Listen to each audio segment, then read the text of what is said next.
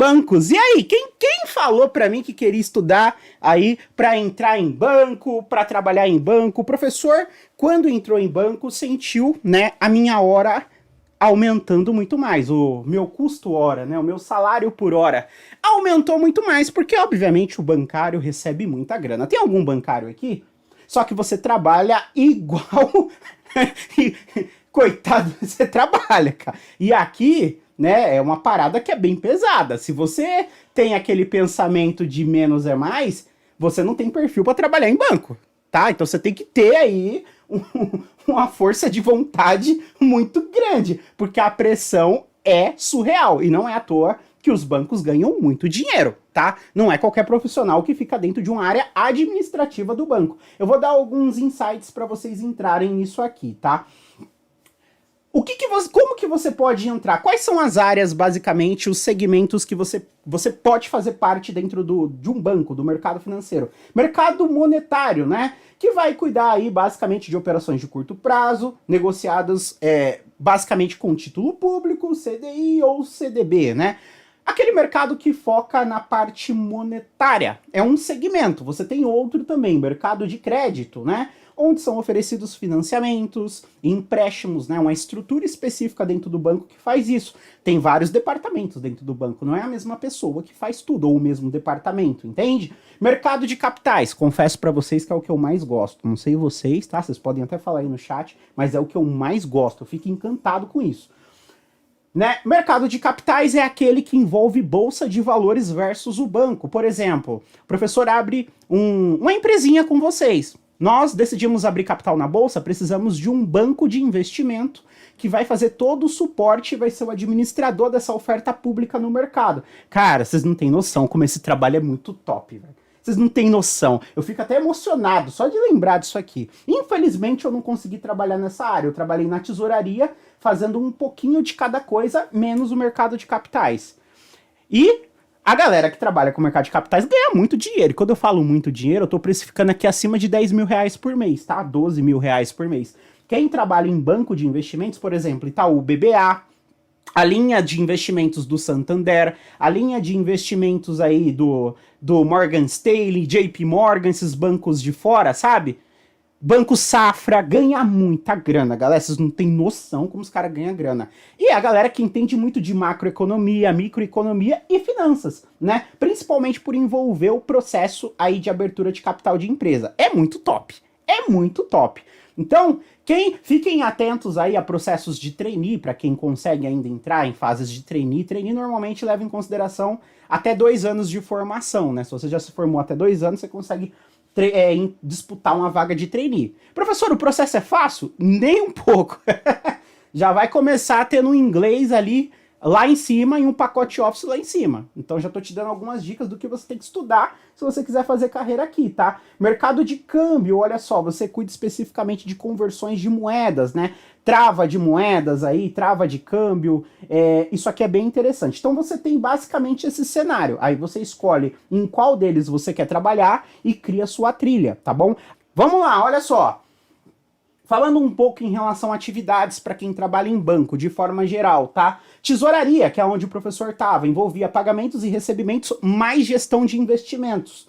Criação de produtos financeiros, você dentro do banco que pode criar o LCI, o LCA, o CDB por dentro, olha que interessante.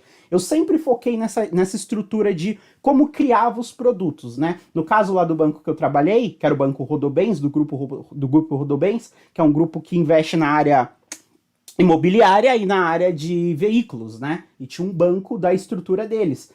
Eu que fazia o LCI, que é a letra de crédito imobiliário, criava toda a estrutura, cadastrava dentro da CETIP os lastros, porque a LCI, né, o lastro, ou seja, a garantia, são os contratos de imóveis. LCA, que é a letra de crédito agrícola, a garantia são os contratos de bens agrícolas, né, ou propriedades agrícolas.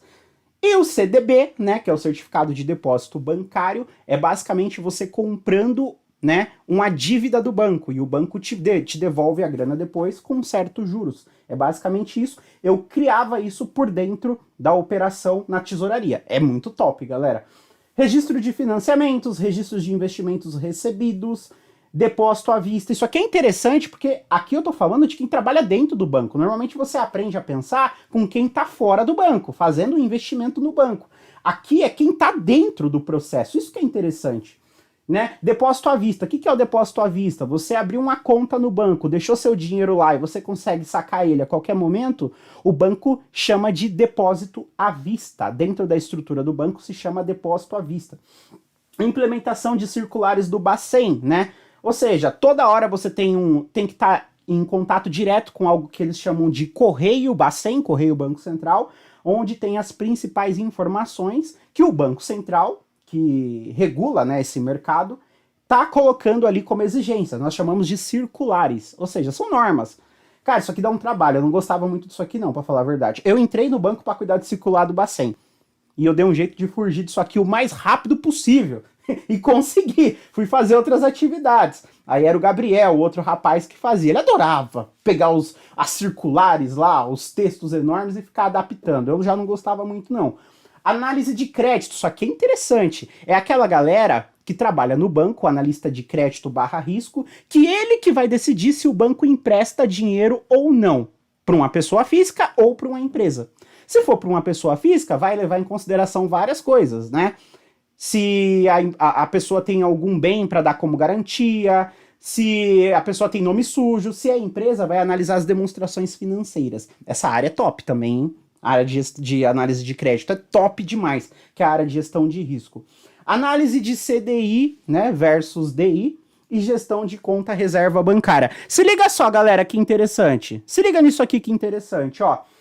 Pode colocar na câmera, Mundo Contábil. Vocês sabem a diferença de CDI para DI? Muita gente trava em relação a isso. E o DI é um dos termos mais utilizados no mercado financeiro. Você faz um investimento num título, por exemplo, de renda fixa, provavelmente vai estar vinculado ao DI. Olha, muita gente não sabe, né? Então muita gente mistura, coloca tudo no mesmo bolo. O que é CDI? CDI é Certificado de Depósito Interfinanceiro ou Interbancário. Para explicar isso para vocês, eu coloquei um outro ponto embaixo, ó, gestão da conta reserva bancária. Vamos lá.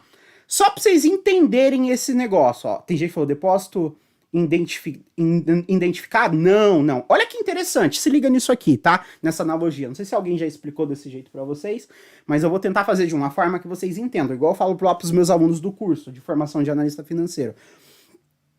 Todo o mercado fala sobre o DI, certo? Agora vamos lá. Você sabia que um banco não tem conta aberta em outro banco? Você sabia disso? Um banco não tem conta aberta em outro banco. É exatamente isso. Bancos não têm conta aberta em outro banco. O Itaú não tem uma conta corrente aberta no Santander e vice-versa. Isso não existe, não acontece. Sabia disso? Todos os bancos só têm conta aberta em um local.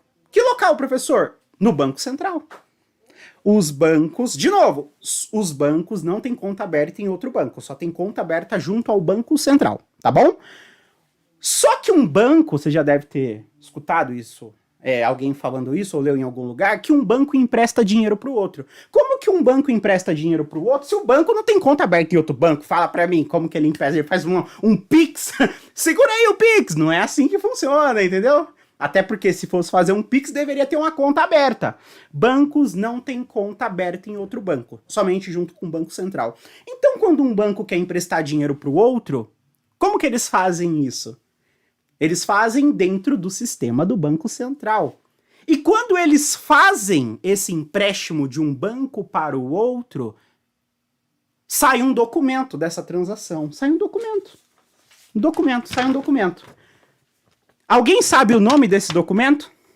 Alguém sabe o nome desse documento? O nome desse documento é Certificado de Depósito Interbancário, que é o CDI.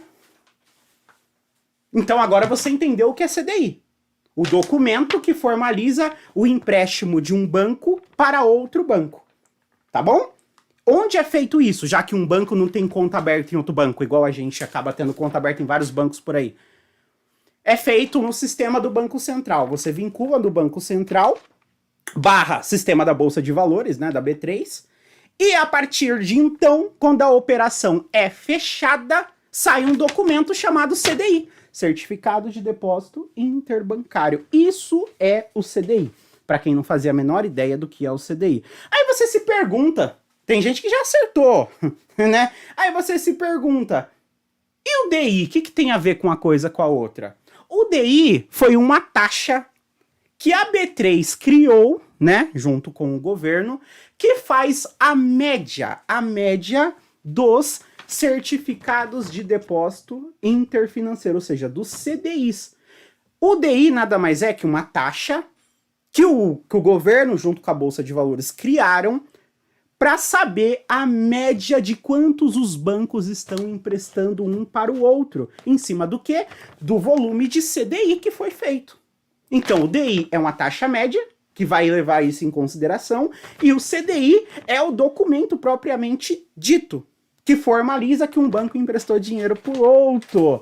Então, quando você faz um investimento financeiro em um título, por exemplo, de renda fixa, que vai te pagar DI, ou seja, CDI, o que o banco está querendo te dizer? O que o mercado financeiro está querendo te dizer?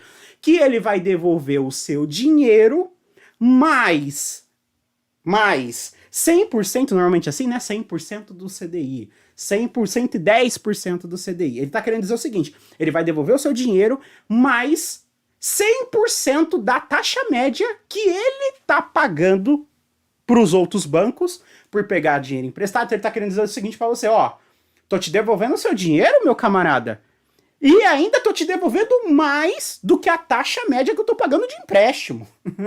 Tá bom demais. E além de tudo isso, ainda te dou um IPCA, ou seja, ele ainda indexa uma inflação que seja. Entendeu a malícia agora? Então, em outras palavras, ele tá querendo dizer exatamente isso para você. Te devolvo o seu dinheiro depois de, sei lá, 6 meses, mas a taxa média que eu tô cobrando ou estou recebendo por eu ter pegado dinheiro emprestado com outro banco, e dependendo de como você fechou esse contrato, ainda te dou a inflação ainda. É isso que ele tá querendo dizer para você. Aí você fala, mas professor, por que isso é vantajoso pro banco? É extremamente vantajoso porque ele trabalha com o seu dinheiro. Na hora que você coloca o dinheiro lá no investimento, ele já pegou seu dinheiro e rodou no mercado. Já emprestou para outra pessoa o seu dinheiro. E ele ganha na diferença de quanto ele te paga para quanto ele paga para quem, né? De quanto ele te paga para quanto ele recebe quando ele empresta para outra pessoa. Isso tem um nome no mercado financeiro. Se chama spread bancário. Banco vive de spread bancário. Se você observar quanto ele cobra de taxa de cartão de crédito, por exemplo, de empréstimo, né, de atraso num pagamento de uma parcela de empréstimo, é muito maior do que o retorno que ele está te dando quando você investe lá na renda fixa. É por isso que o banco vive através do spread. Entenderam isso aqui? Olha que esse tipo de coisa não é todo mundo que fica falando na internet. Com essa simplicidade, com essa metodologia, eu sei, porque eu já vasculhei tudo isso aqui, cara. Eu sei. A maioria das pessoas, ou quase todos os youtubers da vida, eles falam na visão do investidor, sabe? Ah, como que calcula o CDB? Quanto que você vai receber se você coloca 10 mil no título, sei lá o quê? É isso que todo mundo fala.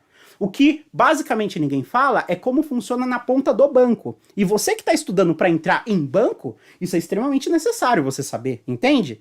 E era isso que eu sempre pensei. Eu falava, caramba, eu entendo como todo mundo fala. Em relação à ponta do consumidor, eu entendo, eu sei calcular um CDB e tudo mais. O que eu não souber, eu me viro, compro um livro, faço um curso e aprendo a calcular esse negócio. Nada é impossível de ser aprendido. Agora, como que funciona na ponta do banco? Como que o cara do banco calcula?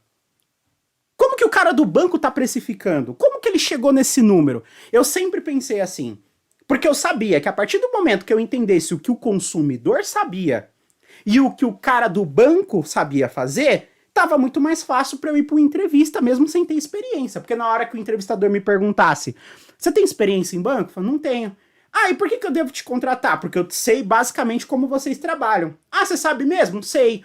A LCI, vocês precisam registrar até o dia tal dentro da CETIP, que vai ser negociada dentro de uma grande distribuidora como a XP Investimentos, que normalmente não sai nem o nome do banco, dependendo de como a XP colocou a nomenclatura. Quando você investe, sai lá título da XP e o investidor basicamente não vai saber que é do banco. Eu sei que tem que ter contratos de imóveis vinculados. Como que eu sei de tudo isso? Porque eu estudei a visão do banco e não somente a visão do investidor, como todos os YouTubers ensinam por aí.